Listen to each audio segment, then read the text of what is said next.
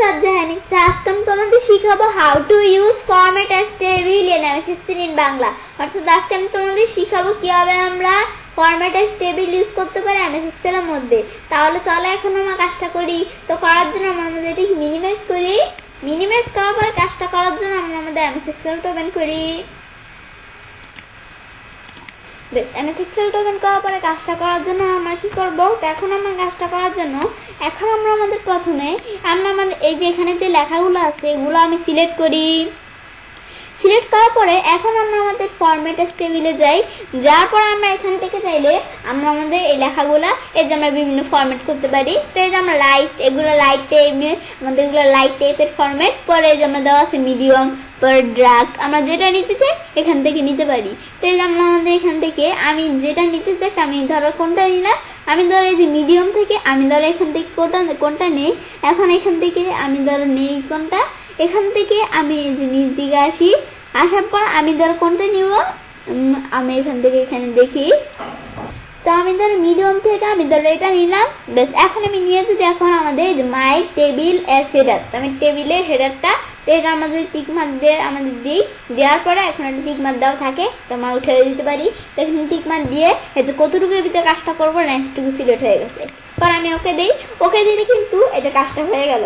ব্যাস, এই যে আমরা যখন এখানে ক্লিক করলাম পরে আমরা আমাদের এখান থেকে আমরা একটা টেবিলের ফরম্যাট দিলাম। ব্যাস, ফরম্যাট দেওয়ার পরে এখন আমরা আমাদের এখানে যে লেখাটুকুর মধ্যে বিষয়টা আমরা করলাম এই লেখার মধ্যে এই যে আমরা কিন্তু একটা ডিজাইন নামে এই যে আমাদের উপরে এই যে এখানে আমরা এই উপরে কিন্তু ডিজাইন নামে একটা মেনু চলে আসছে। এই ডিজাইন মেনুতে আসার পরে এখন আমরা এটা আমরা মেনুও বলতে পারি, টেবও বলতে পারি। এটা আসার পরে তার মানে এটা একটা টেবিল তৈরি হয়েছে। তো এই টেবিলটা আমরা চাইলে এখান থেকে টেবিল নেম আমি টেবিলে নেম দিতে পারি। এখন আমি এখানে টেবিল নেমে ক্লিক করে এখন এখান থেকে আমি কি নেম দিব, আমি ধরো জাস্ট এমনি একটা টেবিলের নেম দিলাম। ব্যাস, এখন আমি ধরো এই টেবিলের নেমটা দিলাম। ব্যাস, এভাবে দেওয়ার পরে এখন আমি কি করব, আমরা যখন এই টেবিলটার নেম দিলাম দেওয়ার পরে এখন পরে আমরা যদি চাই যে এই টেবিলটা আমরা রিসাইজ করবো তাহলে রিসাইজ টেবিলে ক্লিক করে তা আমরা এই বিষয়টা কি, তো এখানে আমরা আমাদের বাড়ি ক্লিক করি। ক্লিক করে আমরা কতটুকু রেঞ্জের মধ্যে কাজটা করব। তো আমি এখান থেকে এই রেঞ্জটুকু আমি চাইলে বাড়িও দিতে পারি। এই যে আমি এখান থেকে আমি চাইলে যেটুকু বাড়িয়ে দিয়ে এখন আমি যদি ওকে দিই, ওকে দিয়ে যেটুকু কিন্তু বাইরে গেছে, এই যে রেঞ্জ এখান থেকে কিন্তু বাইরে গেছে। পরে যে আমরা আমাদের এমপ্লয়ি নেমের মধ্যে এই যে আমরা এখান থেকে আমি এমপ্লয়ি নেমের মধ্যে আমি কোনো এমপ্লয়ি নেম দিতে পারি। এমপ্লয়ি নেমের নেম লিখি, আমি ধরো ইচ্ছে নামে একটা এমপ্লয়ি নেম লিখলাম। পর আমি ধরো এখান থেকে আমরা ধরো এখান থেকে কি লিখি, আমরা এখানে তার এরিয়া নেম ধরো কি লিখি ঢাকা।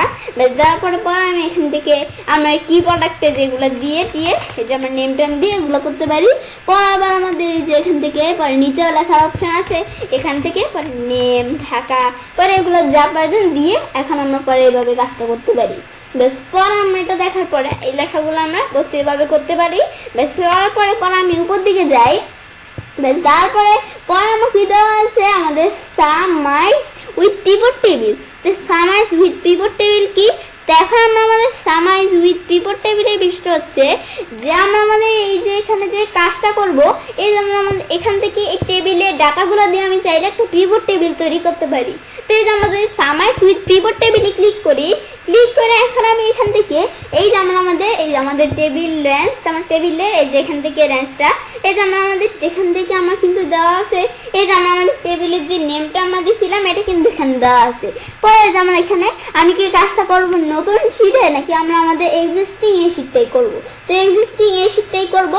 পরে আমরা আমাদের এখান থেকে কি করতে হবে, রেঞ্জটুকু সিলেক্ট করতে হবে যে আমরা কতটুকুর মধ্যে আমরা কাজটা করবো, এই রেঞ্জটুকু এখান থেকে সিলেক্ট করতে হবে। তো আমি এখানে রেঞ্জটুকু সিলেক্ট করে দিই। আমি ধরো এটা টান দিয়ে নিয়ে দিই, একটু বসানোর পরে এখান থেকে আমি ধরো কোথা থেকে কি সেটা আমাদের কাজটা করবো। তো এখন আমি ধরো এখান থেকে কাজটা করবো।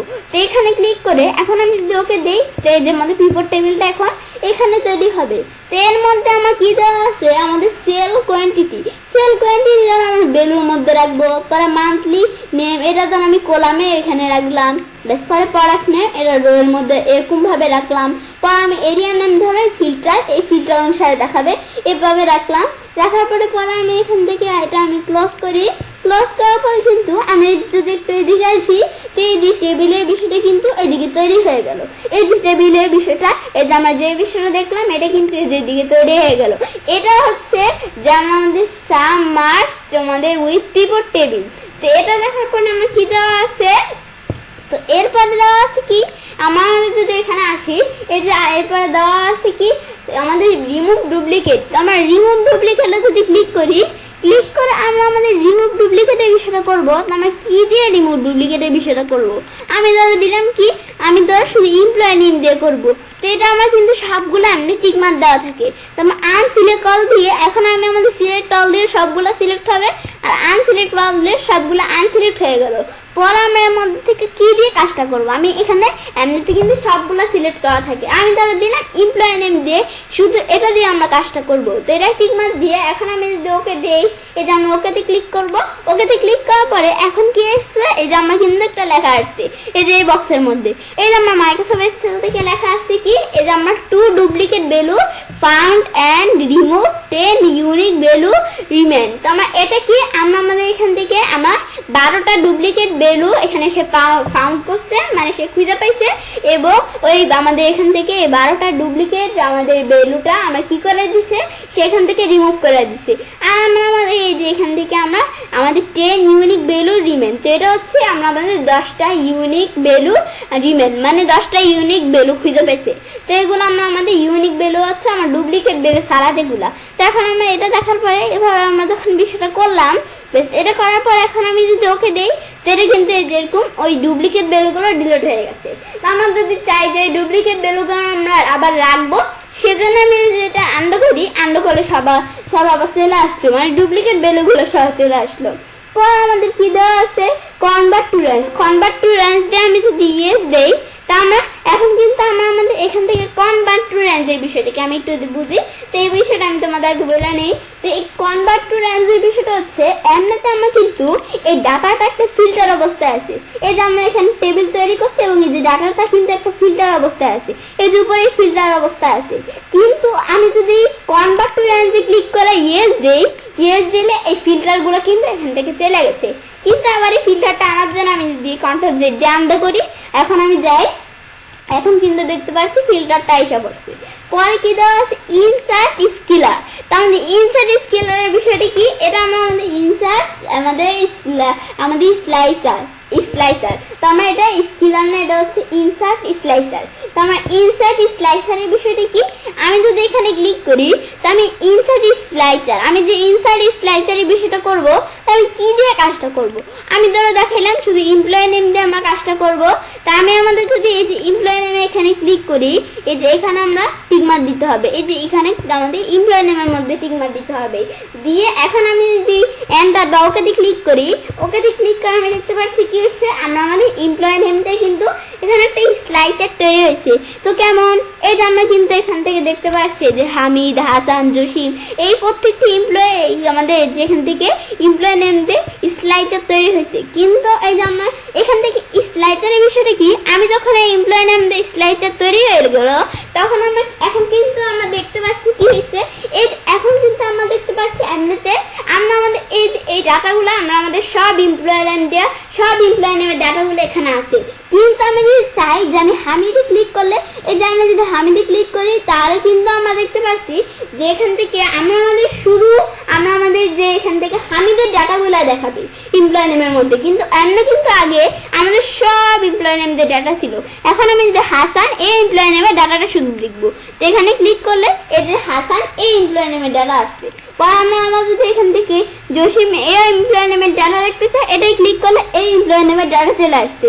পর আমি আমাদের আমাদের যার ডাটা দেখতে চাই, পলাশ দিলে আমার পলাশের ডাটা দেখাবে, পনির দিলে পনিরের ডাটা দেখাচ্ছে, উজ্জ্বল দিলে উজ্জ্বলের ডাটা আমাদের ডাটা দেখাচ্ছে।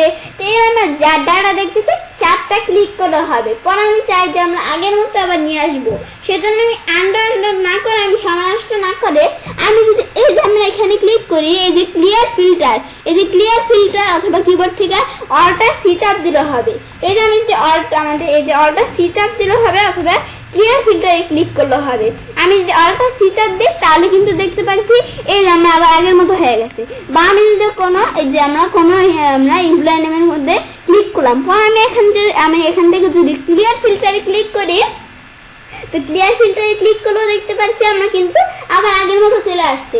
ব্যাস এভাবে বিষয়টা আমি যখন দেখলাম, দেখার পরে আমি কি করব, আমি বাইরে ক্লিক করি। তো এই বিষয়টা আমি থেকে আমি এখানে কি দেখলাম, তো এটা আমরা দেখলাম হচ্ছে আমরা ইনসার্ট আমাদের স্লাইসার। আমি স্লাইসারের বিষয়টা দেখার পর আমি এটা কিবোর্ড থেকে ডিলিট চাপ দিয়ে স্লাইসারটা ডিলিট করে দিলাম। পরে আবার আমি ডিজাইন অপশনে যাই। বেশ ডিজাইনে যাওয়ার পরে এটা দেখার পরে আমি কি করব, পরে আমরা আমাদের এগুলো যখন আমরা দেখলাম, পরে হেডার রো, তো আমি যদি হেডার রো এখানে টিকমার্ক উঠিয়ে দেই, হেডার রোটা কিন্তু এখান থেকে চলে গেছে।